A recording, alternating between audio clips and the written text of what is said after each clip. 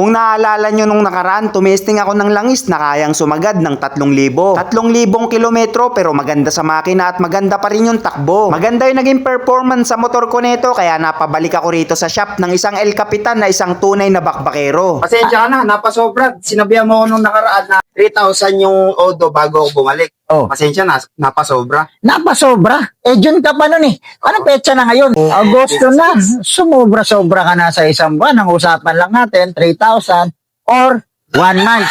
Bumalik ka. Oo. Mo napasarap ka. Ano, kamusta? Solid yung performance, Che. Tama. Honestly, maganda yung takbo sa akin nung Nano Moly, maganda yung resulta. Babalik ka, susubukan mo na ulit. Oo. Mag-change ulit ako. Mag-change oil ka ulit. Pero syempre, bago muna, kasi 3,000 eh. Oo, 3,000. Dati, yung brand na ginagamit mo dati, ano bang performance? 1.5 to 2K. Pero syempre may nararamdaman ka no, halimbawa 1,000 na, anong nararamdaman mo ba? Ayun, hindi na smoothan yung takbo nun pagka sinasagad ako ng ganon. Pagka 1,000 na, 1,500 na, gumagasgas na yung takbo. Oh, aligasgas, Parang ganon, oh. aligasgas na. Oh. Pero ngayon, umabot ka ng 3,2. Yun nga, 3.3. 3,3. Correction. Umabot ka ng 3,3, pero smooth pa rin yung takbo. Oo, smooth. Kaya nga napabalik ako sa'yo.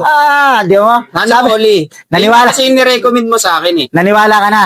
Oo, Diba? kasi nasubukan ko. Push the limit, not the Not the engine. engine. Diba? Yun kasi yung katagan na ginagamit natin kasi subok na rin talaga. At hindi lang yan.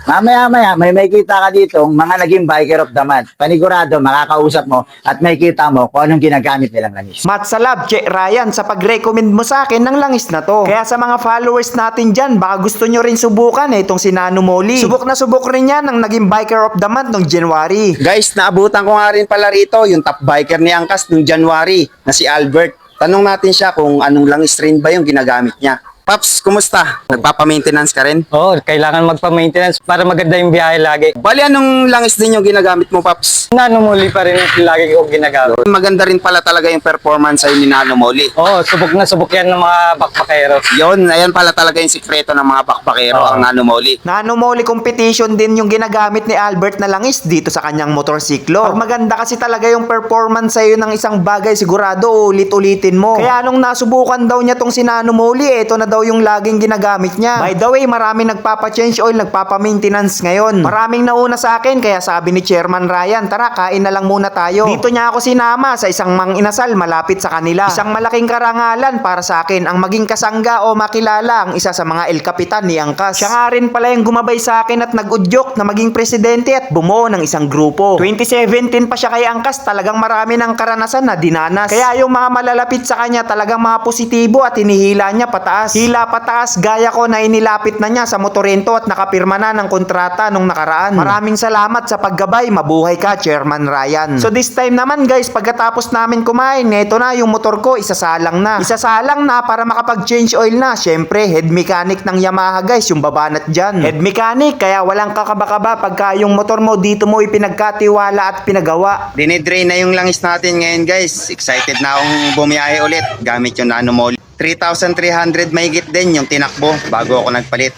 Maganda yung naging performance kaya bumalik ako rito. Okay lang sa akin sumagad ng 3,000 kilometers. May additives rin kasi na minimix sa langis kaya kaya niyang tumagal. Habang nag-change oil, may dumayo nga rin pala sa akin dito na isa kong kagrupo. Guys, dinayo nga rin pala ako rito ng isa kong kagrupo sa Road Navigator, si Denrick. Ayan, taga rito lang rin sa Taguig. Guys, bigyan natin ng sticker. Salamat, pre.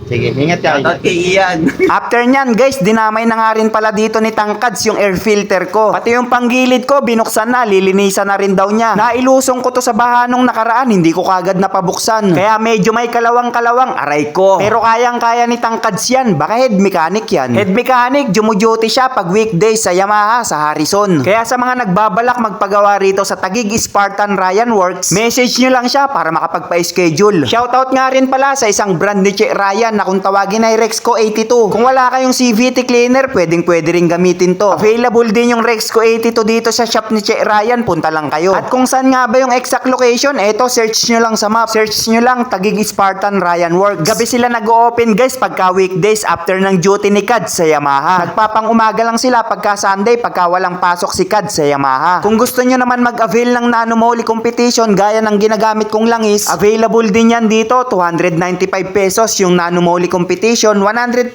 naman para sa oil maximizer na 2 times booster. Sa mga nagtatanong naman kung paano maka-order online, pasensya na guys kasi wala pa silang online shop. Tapos na yung panggilid.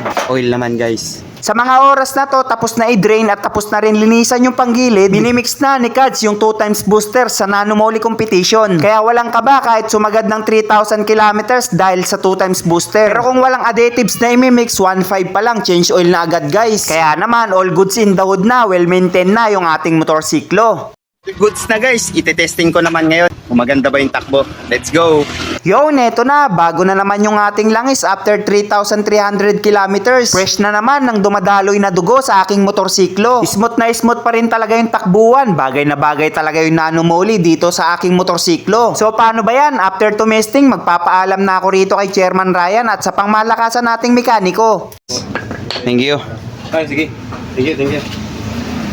Che, ba't na ako? Thank you.